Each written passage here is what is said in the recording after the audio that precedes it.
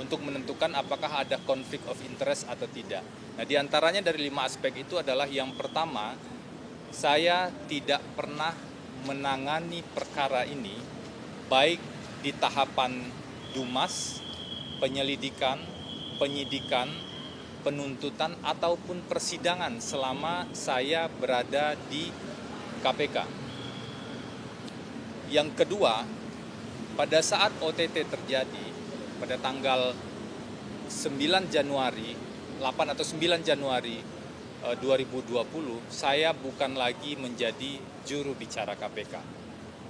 Karena saya sudah menyatakan, ada rekodnya juga di media pada tanggal 26 Desember tahun 2019, bahwa tugas saya sebagai juru bicara KPK sudah selesai.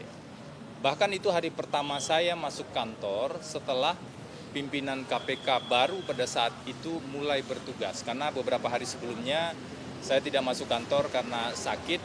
Kemudian saya baca berita pada saat itu pimpinan KPK ingin mencari juru bicara baru, maka pada tanggal 26 di hari pertama masuk kantor itu saya langsung menemui pimpinan dan menyampaikan bahwa saya sudah bukan juru bicara lagi. Jadi pada saat OTT itu saya bukan lagi juru bicara, sehingga sejumlah akses, sejumlah informasi yang biasanya didapatkan oleh juru bicara kemudian tentu sudah terputus pada saat itu. Poin yang ketiga tadi sebagai bagian dari 5 poin untuk self assessment terkait dengan conflict of interest adalah poin nomor 3, pada saat peristiwa itu terjadi, pada saat OTT itu saya tidak aktif atau non-aktif menjadi advokat. Karena saya sebelumnya disumpah sebagai advokat sebelum masuk KPK, setelah di KPK kemudian saya non-aktif, barulah kemudian setelah itu saya urus kembali izin advokat saya. Jadi posisi saya pada saat itu bukan sebagai advokat. Poin yang keempat adalah saya tidak pernah menguasai informasi-informasi yang bersifat rahasia terkait dengan perkara ini setelah saya tidak lagi berada di KPK. Bahkan informasi-informasi yang pernah saya dapatkan terkait dengan perkara ini adalah informasi-informasi yang sifatnya publik, memang untuk kebutuhan publikasi ke media. Contohnya, membuat poin-poin terkait dengan kebutuhan konferensi pers yang disampaikan oleh pimpinan dan juru bicara. Jadi, yang saya ketahui adalah informasi-informasi yang bersifat umum, yang bersifat pokok, yang semuanya sudah terpublikasi. Nah, itu juga saya sampaikan tadi. Nah, yang terakhir yang juga menjadi poin penting yang saya lakukan self-assessment adalah saya melihat apakah ada aturan atau mekanisme yang disebut dengan cooling off period atau tenggat waktu ketika seseorang tidak lagi menjadi pegawai di sebuah instansi. Apakah ada aturan tersebut? Aturan soal cooling off period ini biasanya adalah aturan-aturan yang memberikan batas waktu kapan atau sampai kapan seseorang pegawai atau seorang pejabat tidak boleh melaksanakan pekerjaan terkait dengan mantan kantornya. Nah, di KPK tidak ada aturan tersebut, saya sudah cari itu. Seingat saya pada saat itu ada wacana mengatur soal cooling off period ini. Namun sebagai bentuk kehati-hatian, itikat baik saya dan kemudian kesungguhan saya melihat aturan itu, saya mencoba menggunakan metode komparasi dan melihat aturan di instansi lain. Saya menemukan ada Permenpan RB yang mengatur soal cooling off period itu dalam waktu 2 tahun. Jadi misalnya kalau si A itu pegawai di KPK, maka dalam waktu 2 tahun ke depan dia tidak boleh mengurusi pekerjaan-pekerjaan yang terkait dengan pekerjaan dia sebelumnya di KPK. Jadi 2 tahun waktunya menurut aturan Permenpan RB. Kemudian saya cek juga di standar internasional, ada rekomendasi dari Basel Institute yang mengatakan waktu cooling off period adalah selama 18 bulan. Nah, sementara kalau dibandingkan dengan perkara ini, saya sudah pamit dari KPK sekitar Oktober 2020 dan baru menangani perkara ini di tahap persidangan yang sedang berjalan ini pada bulan Maret tahun 2025.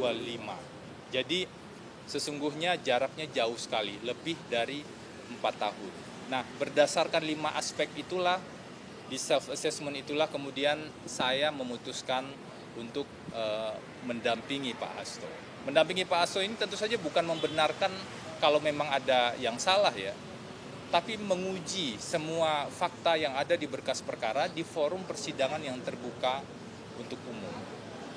Nah, terakhir ini juga perlu saya sampaikan, saya juga menyampaikan pada saat peristiwa OTT tersebut terjadi, saya memang diminta untuk membantu, karena saya di Humas ya, untuk membantu menyiapkan konferensi pers dan poin-poin pokok yang disampaikan ke media.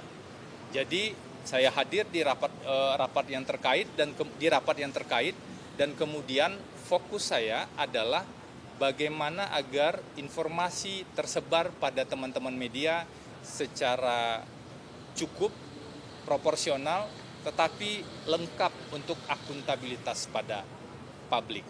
Jadi begitu ya. Itu yang bisa saya sampaikan. Intinya kurang lebih dalam proses pemeriksaan dan diskusi yang terjadi. Jadi banyak diskusi tentang peran-peran advokat tadi, dan itu saya jelaskan. Tentu dari perspektif undang-undang advokat, kemudian aturan-aturan yang terkait dan praktik-praktik yang terkait. Saya pikir itu dulu yang bisa saya sampaikan. Pertanyaan sederhana aja. Kliknya dari mana? Dari Mas Hasto bisa Anda ke saksi Harun Masiku? Apakah ketika Anda menjadi seorang advokat atas klien Pak Hasto, diduga penyidik KPK mengetahui banyak terkait informasi yang dimiliki Mas Hasto, khususnya terkait Harun dan yang lainnya?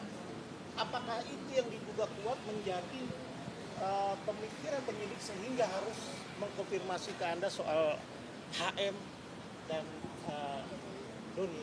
Tidak ada konfirmasi tentang Harun Masiku ke saya.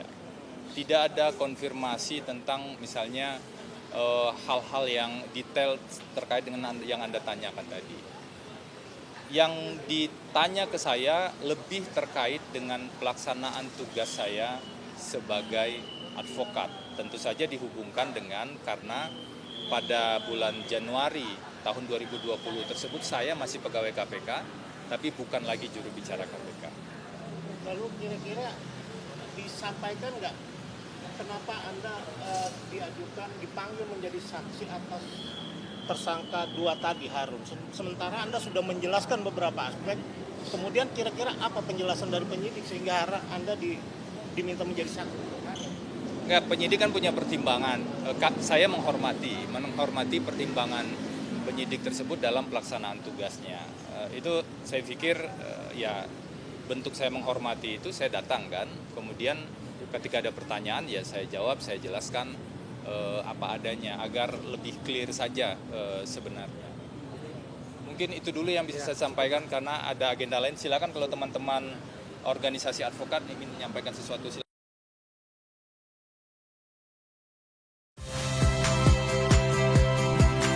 Saya Tifa Solesa.